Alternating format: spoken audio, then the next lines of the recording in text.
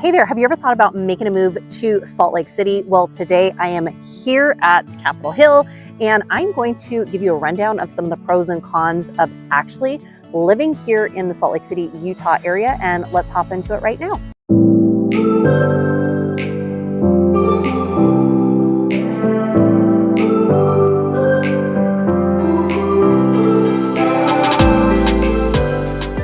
Mariah here. Welcome back to the channel, or welcome to the channel if this is your very first time here. I'm a licensed and active real estate agent here in Utah, and this channel is literally everything you need to know about eating, working, playing, sleeping, and living here in Utah. If that's of interest to you, consider subscribing down below and make sure you tap that bell for notifications so you're notified every week we drop a new video.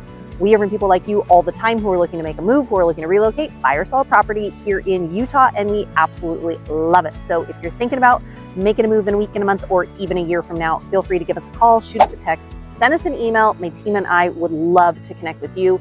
Also, we do have a copy of our free Moving to Utah guide. If that is of interest to you, comment down below the word guide, G-U-I-D-E, and we'd love to send over that Moving to Utah guide to you for free.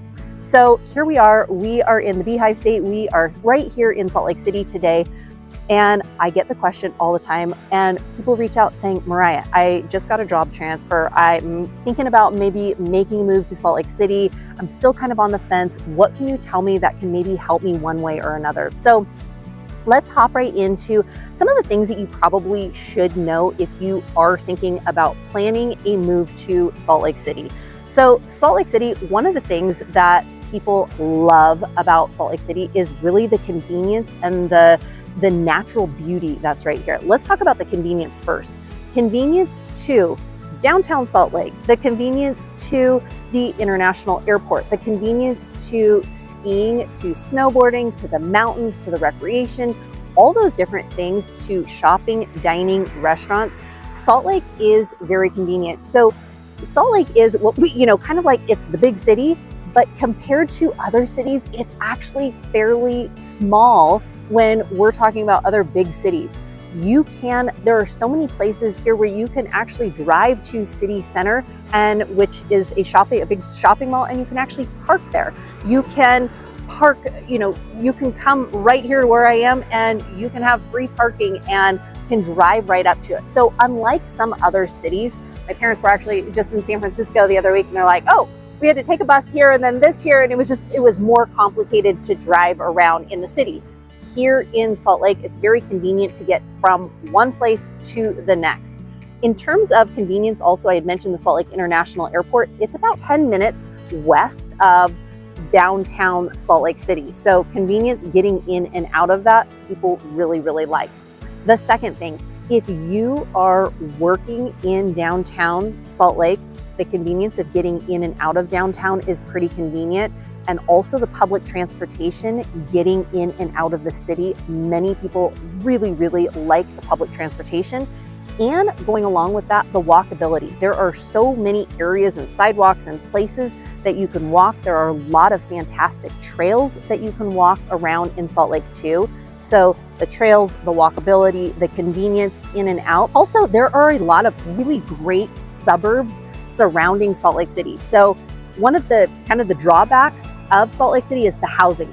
The housing options, limited housing options in Salt Lake City, but just outside of Salt Lake City, there are a lot of options. There's a lot of great suburbs that are just, right outside of Salt Lake. So depends on how long you want to commute. If you're thinking, just a little bit outside, you might be looking at Sugar House, you might be looking at the avenues, you might be looking, in areas that if you're willing to go, 20, 25 minutes, you might be looking at Cottonwood Heights or Holiday or Draper or Sandy or Murray, some of those different places. Even if you decided to go on more of the southwest quadrant and you're looking at South Jordan, Harriman and Bluffdale and all, down there a bit, it just depends on how far you're willing to commute. Same thing, you can go north of Salt Lake. There are so many really great suburbs and options.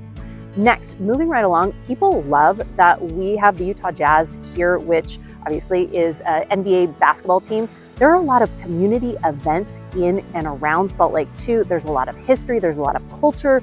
There is, a lot of musical performances.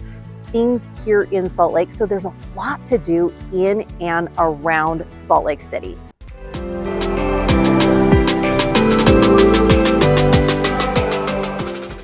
One thing that people do mention though, even though there's a lot to do, especially for families, that, you know, Salt Lake is really known for being very family friendly. Same thing, like when you're going different places, the different museums, shops, restaurants, there's a lot for families to do. There's a lot of great splash pads and parks, recreation, feels very safe.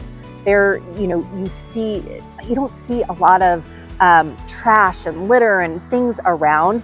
So Salt Lake maintains a really nice family-friendly environment. Something that you should know, like I'd mentioned, housing in and around Salt Lake is fairly limited. Second thing you should know, Salt Lake gets the 4 seasons. Some people love that and are like, sign me up for the 4 seasons, they can't wait. Other people are like, man, I can't do the snow much longer. And just know, in terms of the snow, depends on where you are in Salt Lake and the surrounding areas. Here in Salt Lake, usually they say, well, you know, this year we had a very mild winter. Yes, it snowed quite a bit. And actually, as I'm shooting this video, it snowed last week. And they're predicting maybe even a little bit of snow the week after. You can tell it melts though really fast. So depending on the time of year, depending on the seasons, usually you can expect the first snow sometime either in October or November, and then a late snow probably April, May. Occasionally we've even gotten June, but just know that yes, you've got the 4 seasons, you have snow, but many people love that. And with that being said, a lot of people move here to Utah because of the 4 seasons and because of the snow, the world-class skiing, the proximity you've got to Park City, the proximity you have to Big and Little Cottonwood Canyon that is just right outside. You've got 8 ski resorts in and around Salt Lake City, so lots in the way of skiing.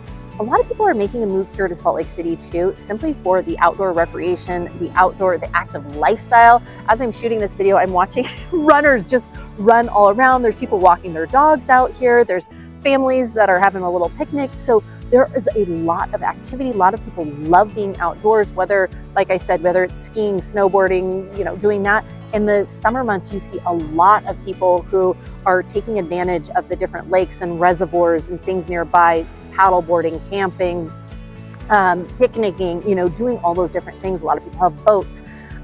So you've got the family friendly, you've got clean, safe environment, the accessibility in and out of the city. Many people love that. The suburbs that surround Salt Lake City as well, the active lifestyle, the active community. Something that you should be aware of though too, here in Salt Lake City, you can tell today is a gorgeous day. Sometimes the air quality is not what it should be or not what we would love it to be. Sometimes we get what's called an inversion, and it's a thick smoggy air that comes through, sits here for a little bit, and then it usually happens in the winter. A storm blows it out and usually you're pretty good to go. But just kind of know that too, that sometimes air quality is not awesome. The traffic getting in and out of the city has increased a little bit more simply because there's a lot more people coming.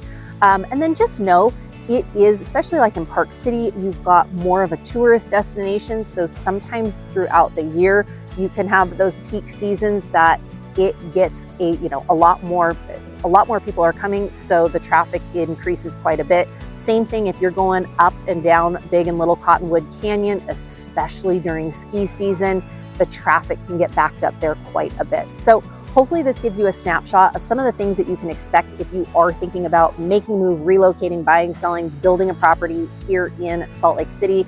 My team and I hear from people like you all the time, and we absolutely love it. So feel free to give us a call, shoot us a text, send us an email, and it would be our absolute pleasure to connect with you.